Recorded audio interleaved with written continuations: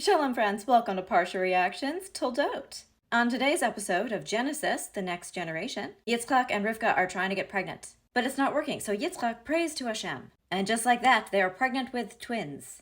But the two fetuses seem to vehemently dislike each other. It's foreshadowing. Understandably, Rivka goes to consult with an expert in her particular situation, and that expert is God. I'm gonna go ahead and assume that the copay on their health insurance plan was one goat sacrifice.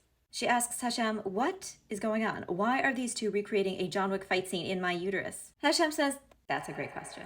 These two kids are going to become two totally separate peoples. One of them is going to be stronger, and the older one will serve the younger one. Also, are you taking your prenatal vitamins? So Rivka gives birth.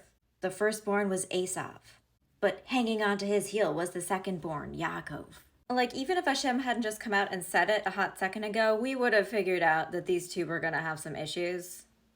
It's foreshadowing. So the boys grow up. Esav becomes a hunter, an outdoorsy sort of person. I really cannot relate to that at all. However, Yaakov was a bit of a homebody, an introvert. He was just raising the livestock, hanging out in the tent, cooking, and watching TV with his sheepdogs. Personally, that was a lifestyle I could get behind. Minus, of course, raising the livestock, living in a tent, and cooking. Now we know that parents sometimes mistakenly believe that nobody can tell they have a favorite child.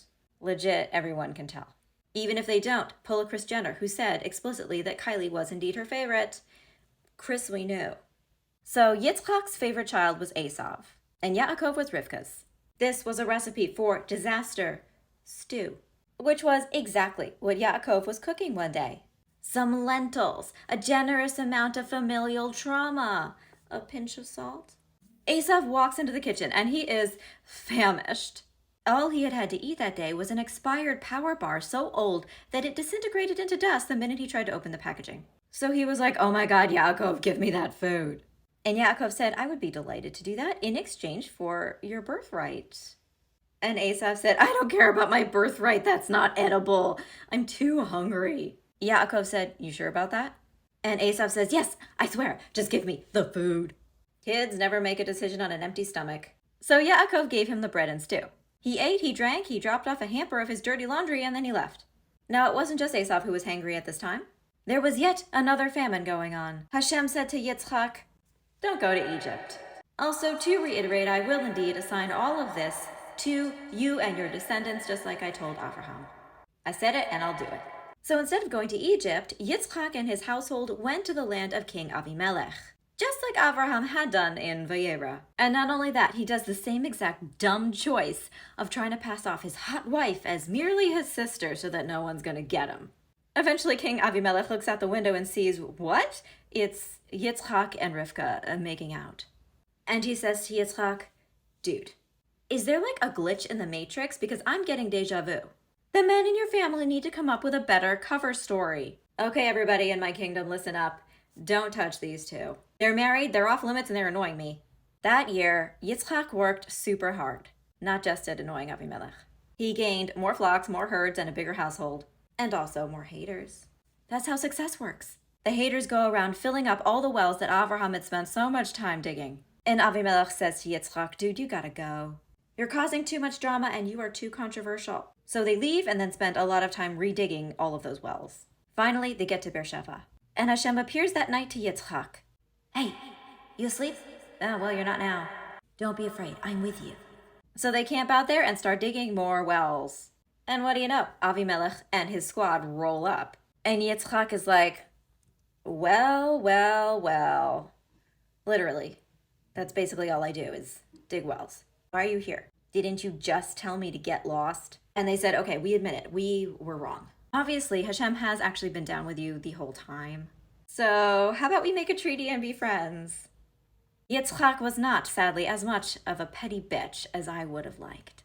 Because I do think it would have been kind of amazing if he just kicked Avimelech down a well in slow-mo like this is Zack Snyder's cinematic masterpiece 300. Instead, Yitzhak makes him a feast because he's all diplomatic and sensible. Boring.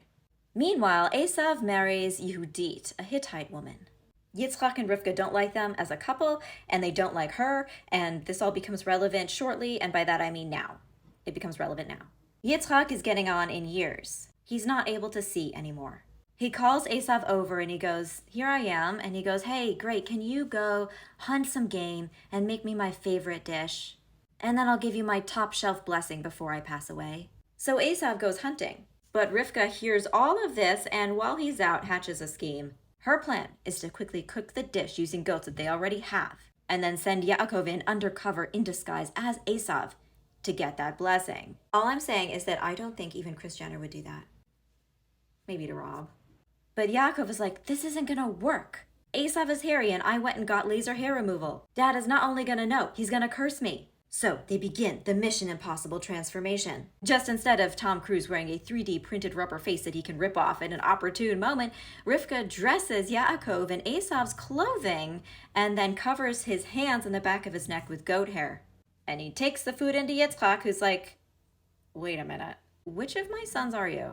Yaakov says, I'm totally Esav, here's your food.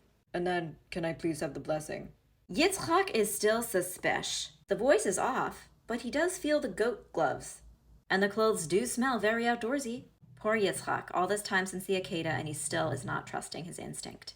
Despite the weird vibes, he gives his blessing. Abundance from the land. His brother will bow to him. Those who curse him will be cursed. Those who bless them will be blessed. The usual. I don't know. Personally, I don't think it's wise to give a blessing to one of your children saying that they're going to be the boss of the other one, but that's just me. So legit, 5 minutes after Yakov exits the room, Esav comes back. He's got everything ready. He preps the meal. He brings it into Yitzhak. And it dawns on Yitzhak what the fuck just happened. And he is so upset. Esav is, understandably I think, devastated. Not only had Yakov stolen his birthright, although to be fair, he did pay for it in stew, but also now he was usurping his blessing? Yitzhak does end up giving a kind of blessing, indicating that eventually Esav is going to break free of Yakov. But that was too little too late. Esav fucking hated Yakov. Again, somewhat understandably. He was 1,000% planning on unaliving him as soon as Yitzhak himself had passed away. Rivka, however, overheard this too. She knows that she's got to get Yakov into Yitzhak with her brother Laban until things calm down. What's hilarious is that she thought things were gonna calm down. Rivka says to Yitzhak that she just can't deal with Esav being married to a Hittite woman. And she's like, don't let Yakov marry a Hittite woman or else what's the point of my life? Please don't parent this way. So Yitzhak summons Yakov and gives him another blessing. How many blessings did he really need? Like legit. And then sends him to Laban so he can marry one of his cousins. And it finally dawns on Esav that his parents don't like his wife. So he does some calculations, some wife algebra. He gets a new wife to cancel out the old wife. And the new one was a daughter of Yishmael, making her also a cousin. I would like to pitch a television show where a family therapist is transported into the Torah. And they can't get back out again until they help our foremothers and forefathers unpack all of this trauma and make healthier decisions. And the way they'll know that they had a breakthrough is when they stop pretending that their wives are their sisters every time there's a goddamn famine. Whenever you're ready, HBO, I'll be here.